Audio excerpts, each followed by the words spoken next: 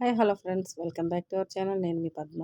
ఈరోజు మన ఛానల్ అయితే చేపల ఫ్రై, చేపల ఇగురు, చేపల పులుసు చేయబోతున్నాం అండి. కమ్మగా చేపలు అన్ని రకాలు టేస్టీగా ఎలా చేసుకోవాలో చూద్దామండి. ముందుగా అయితే చేపల ఫ్రై చేస్తున్నాను. ఇక్కడ నేనైతే పారలు తీసుకున్నాను. వీటిని మెత్తన పారలు అని కూడా అంటారు.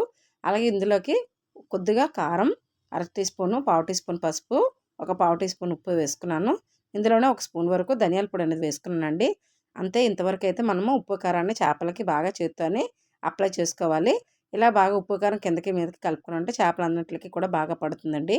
ఇలాగా మనకి లేదంటే కొద్ది ఉప్పు కారం తీసుకొని కూడా మనము ఇలా చేపలకి చేత్తోని ఇలా రుద్దుకున్నామంటే చేపలన్నిటికి కూడా ఉప్పు కారం అనేది బాగా పడుతుంది.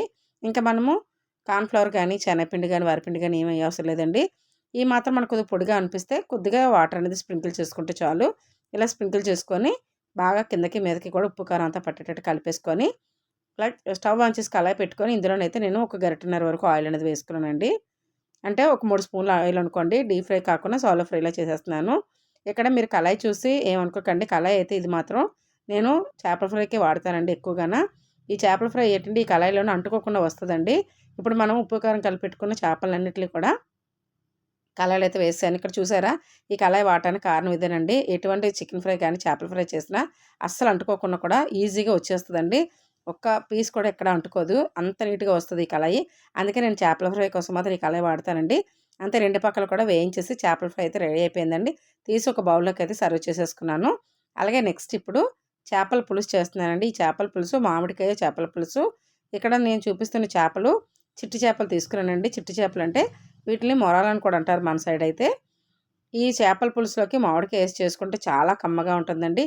పులుసు ముందు రోజు రాత్రి పెట్టుకొని మర్నాడు కానీ వేడివేడి అన్నంలో వేసుకొని తింటే ఇంకా టేస్ట్ అయితే చాలా రుచిగా ఉంటుంది.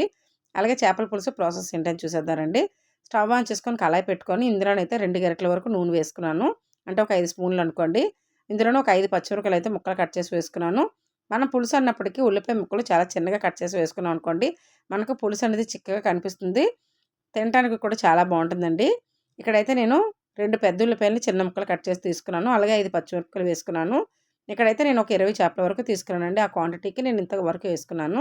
ఇప్పుడు ఉల్లిపాయలు బాగా వేగిపోయిన తర్వాత చిన్నగా కట్ చేసుకున్న టమాటాలు ఒక 2 టమాటాలు వేసుకున్నానండి. వీటిని కూడా బాగా వేయించుకోవాలి. ఇలా కలిపేసి 2 సార్లు ఇలా కలిపేసుకున్న తర్వాత కావాలంటే మనం మూత పెట్టుకున్న 2 నిమిషాల్లోనే టమాటా ఉల్లిపాయ అనేది బాగా మెత్తగా మగ్గిపోతుందండి. నేనైతే ఇవి ఉల్లిపాయ టమాటా వేగినప్పటికీ పులుసుకి ఎలా తయారు చేసుకోవాలో చూద్దానండి. ముందుగా అయితే పెద్ద నిమ్మకాయ సైజ్ అంతా నేను చింతపండుని అయితే నానబెట్టుకున్నాను. ఇప్పుడు ఈ చింతపండు బాగా నానిపోయింది కదండి. ఈ పులుసుని ఒక గిన్నెలోకి అయితే తీసుకోవాలి. ఇప్పుడు ఇందులోనే కొద్దిగా రెండోసారి నీళ్ళు వేసుకొని ఆ చింతపండు రసాన్ని బాగా పిండేసుకోవాలండి ఒక గిన్నెలోకి. ఇప్పుడు ఇలా పిండేసుకున్న రసంలోకి నేను ఇంట్లో తయారు చేసుకున్న సాంబార్ పొడిని అయితే 2 స్పూన్ల వరకు వేసుకున్నాను. ఇప్పుడు ఇందులోనే 1 స్పూన్నర కారం వేసుకున్నానండి. ఇప్పుడు ఇందులోనే కొద్దిగా కొత్తిమీర, కావాలంటే ధనియాల పొడి కూడా వేసుకోవచ్చండి. ఇక్కడ 3 పచ్చిమిరపకాయలు అయితే ఘాట్లు పెట్టి వేసుకున్నాను. కొద్దిగా కరివేపాకు, అలాగే ఇక్కడ రుచికి సరిపడా 1.5 స్పూన్ వరకు ఉప్పు అయితే వేసేసాను. ఇప్పుడు వీటిలన్నిటిని గరిటెతో బాగా కలిపేయాలండి. మనకి ఉప్పు కారం ఎక్కడ ఉండలు లేకుండా ఉప్పు కూడా బాగా కలిసేటట్టుగా బాగా ఒక నిమిషం పాటు బాగా కలిపేసుకోవాలి.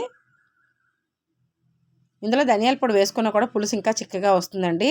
నేనైతే చేపల పులుసు ఎప్పుడు ఈ ప్రాసెస్లోనే పెడతాను. చాలా కరెక్ట్గా కుదురుతుంది. ఇప్పుడు ఉల్లిపాయ టమాటా కూడా బాగా వేగిపోయింది కదా. కలిపి పెట్టుకున్న పులుసుని అయితే ఇందులో వేసేసుకోవాలి. ఇప్పుడు ఇందులో వేసేసుకొని బాగా కలిపిన తర్వాత ఇందులోనే మనకి ఈ పులుసు అంతా చిక్కబడిందంటే మరీ చిక్కగా అయిపోద్దండి. ఇందులోనే ఒక అర గ్లాస్ వరకు వాటర్ అనేది వేసుకోవాలి. ఇక్కడైతే నేను ఒక అర గ్లాస్ వరకు నీళ్ళని వేసుకున్నానండి. ఈ నీళ్ళు వేసేసిన తర్వాత బాగా కలిపేసుకొని ఉప్పు కారం కూడా కొద్దిగా మరిగిన తర్వాత కానీ లేదంటే మనం మూత పెట్టేసి ఓ 2 నిమిషాలు ఉంచిన తర్వాత మనకి ఆవిరి వస్తుంది కదా. పులుసు అనేది బాగా మరుగుతుంది కదండి. ఇక్కడైతే మూత పెట్టేసాను ఒక 3 నిమిషాల వరకు. పులుసు అనేది బాగా మరిగిపోయింది కదా. ఇప్పుడు ఇందులోని చిన్నగా కట్ చేసుకున్న మామిడికాయ ముక్కలు అయితే వేసేసుకున్నానండి. చూడటానికి పండులాగా ఉంది కానీ చాలా పుల్లటి మామిడికాయ అండి ఇది.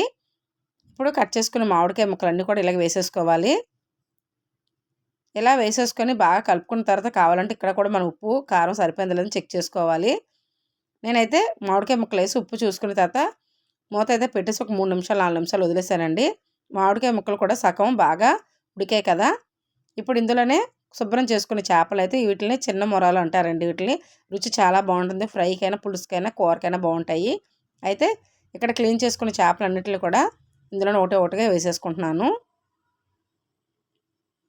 మామిడికాయ ముక్కలు ఆల్రెడీ సగం ఉడికిపోయినాయి కనుక మనం చేపలు వేసేసుకొని కొద్దిగా గరిటెతోనే అటుపక్క ఇటుపక్క ఇలా కలుపుకుంటే సరిపోద్దండి.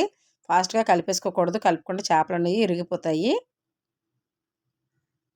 ఇలాగ 4 పక్కల ఒకసారి ఇలా కలిపేసుకున్న తర్వాత మనము మూత అనేది పెట్టేసుకోవాలండి. ఒక 10 నిమిషాల పాటు ఫ్లేమ్ అనేది సిమ్లో పెట్టేసి మూత పెట్టేసుకొని ఉంచేసుకోవాలి.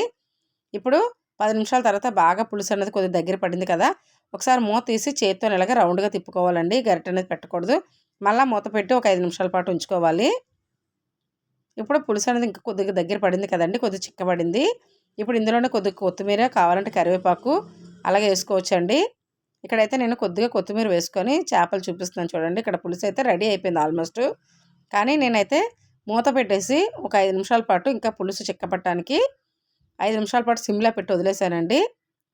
పెట్టేసి స్టవ్ ఆఫ్ చేసాను చూడండి. ఇక్కడ 1 అవర్ తర్వాత చూస్తే చేపల పులుసు అనేది చేపలకు బాగా పట్టింది. పులుసు బాగా చిక్కగా అయ్యింది. ఇలాంటి పులుసు కానీ మనం అన్నంలో వేసుకొని తింటే 2 రోజుల వరకు కూడా పెట్టుకొని తిన్నామంటే రుచి ఇంకా పెరుగుతుందండి. మనం తినేటప్పుడు కూడా టేస్ట్ అంత బాగా తెలుస్తుంది మనకి చేపల పులుసు అనేది. ఇప్పుడు ఈ చేపల పులుసులోని చిన్నగా కట్ చేసుకొని కొత్తిమీర అయితే వేసుకుంటున్నానండి. ఇక్కడైతే మనకి కమ్మటి చేపల పులుసు అయితే రెడీ అయిపోయింది. ఇలా కొత్తిమీర వేసుకొని మనం రాత్రి పులుసు పెట్టేసుకొని మర్నాడు కానీ తిన్నామంటే ఇంకా ఇంకా రుచిగా పెరిగి మనకి ఒక్కసారికి 2 సార్లు అన్నం వేసుకొని తినాలనిపిస్తుందండి.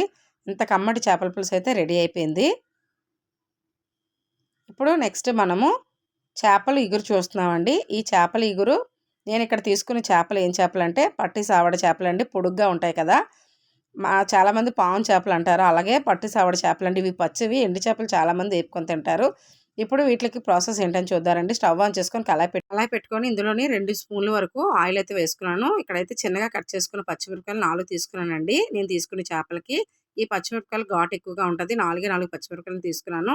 ఈ పచ్చిమిరపకాయలు బాగా వేగిపోయిన తర్వాత మనం పులుసుకి చిన్న ఉల్లిపాయలు, పచ్చిమిరపకాయలు తీసుకున్నట్టుగా ఇందులోనైతే పొడుగ్గా ఉల్లిపాయలు తీసుకోవాలండి ఇగురికైతే. అప్పుడే ఇగురు కూడా బాగా ఉంటుంది, టేస్ట్ కూడా బాగుంటుంది. ఇప్పుడు ఈ ఉల్లిపాయలు కూడా ఒక 2 నిమిషాల పాటు బాగా వేయించుకోవాలి. కలర్ మారినంత వరకు బాగా వేయించుకోవాలండి. పూర్తిగా బ్రౌన్ కలర్ కాకుండా కొద్ది కలర్ మారినంత వరకు ఈ మాత్రం చూపిస్తున్నాను కదా, ఈ విధంగా ఉల్లిపాయలు అనేది వేగితే చాలండి. ఇక్కడైతే 2 టమాటాలు అయితే చిన్న ముక్కలు కట్ చేసి వేసుకున్నాను. ఇప్పుడు ఈ టమాటాలు కూడా బాగా వేయించుకోవాలి. ఇలా చూపిస్తున్న విధంగా ఒక 2 నిమిషాల పాటు బాగా వేయించుకొని, లేదనుకుంటే బాగా వేయించేసి మనము దీని మీద మూత కూడా పెట్టుకున్నాం అనుకోండి, 2 నిమిషాల్లోనే బాగా మగ్గిపోతాయి ఉల్లిపాయ టమాటా అనేది. ఇప్పుడు 2 నిమిషాల తర్వాత మాకు బాగా మరిగిపోయి నూనె అనేది మీద తేలింది కదండి. ఇందులోనైతే ఒక చెంచాన్నర వరకు కారం వేసుకున్నాను. రుచికి సరిపడగా ఉప్పు వేసేసుకున్నానండి. ఇప్పుడు ఇందులోనే కొద్దిగా కొత్తిమీర, ఇందులోనే కొద్దిగా చేపల ఇగురికి చేపల ఫ్రై మసాలా ఉంటే కొద్దిగా వేసుకున్నానండి. అలాగే 1/2 టీ స్పూన్ పసుపు వేసుకున్నాను. మనం ప్రతి దాంట్లో పసుపు వేసుకోవడం వల్ల నీచు వాసన రాకుండా ఉంటుంది. అలాగే ఇందులోనే ఒక 1/2 టీ స్పూన్ వరకు కాశ్మీరీ చిల్లీ పౌడర్ అనేది వేసుకున్నానండి. ఇప్పుడు ఇవన్నీ వేసేసిన తర్వాత ఇక్కడైతే నేను ఒక 2 గ్లాసుల వరకు వాటర్ అనేది వేసుకున్నాను. ఇప్పుడు ఈ వాటర్ వేసిన తర్వాత కొద్దిగా చిక్కగా ఉంది కదండి, కావాలంటే కొద్దిగా నీళ్ళు వేసుకోవచ్చు. కానీ మనం ఇక్కడ ఎగిరే వండుకుంటున్నాం కనుక నాకు ఇక్కడైతే ఈ నీళ్ళు సరిపోతాయండి. నీళ్ళు మరిగినంత వరకు అయితే మూత పెట్టుకున్నాను. నీళ్ళు బాగా మరిగిపోయిన తర్వాత శుభ్రం చేసుకున్న పట్టిసవడ ముక్కలు, పచ్చి ముక్కలు అయితే వేసేసుకున్నానండి. కొద్దిగా ఉంచుకొని అవి ఫ్రై చేసుకున్నాము. అలాగే వీటిని అయితే పులుసు కోసం ఇలాగ ఒకటి ఒకటి కూడా వేసేసుకున్నాను.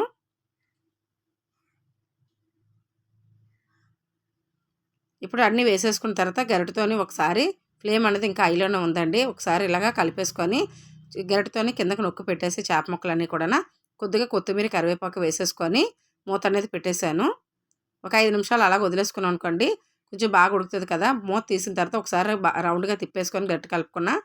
ఇప్పుడు ఇగురు దగ్గర పడినట్టుగా ఉంచుకున్నానండి. 5 నిమిషాలు సిమ్లో పెట్టి ఉంచుకున్నాను కదా. ఇప్పుడు మనకి చేపల ఇగురు అయితే రెడీ అయిపోయింది. ఈ ఇగురు కూడా చాలా టేస్ట్గా ఉంటుందండి. ఎందుకంటే పచ్చిమిరపకాయలు, కొత్తిమీర, కరివేపాకు ఎక్కువ వేసి చేసుకున్నాం. కాశ్మీరీ చిల్లీ పౌడర్ కూడా వేసుకున్నాం కదా. కలర్ఫుల్గా చేపల ఇగురు అయితే రెడీ అయిపోయింది. ఈ చేపల పులుసు అనేది మీకు నచ్చింది అనుకుంటున్నాను. ప్రతి ఒక్కరికి నచ్చినట్టయితే చేపల ఫ్రై, చేపల ఇగురు లైక్ చేసి షేర్ చేయండి. Thank you for watching. Bye.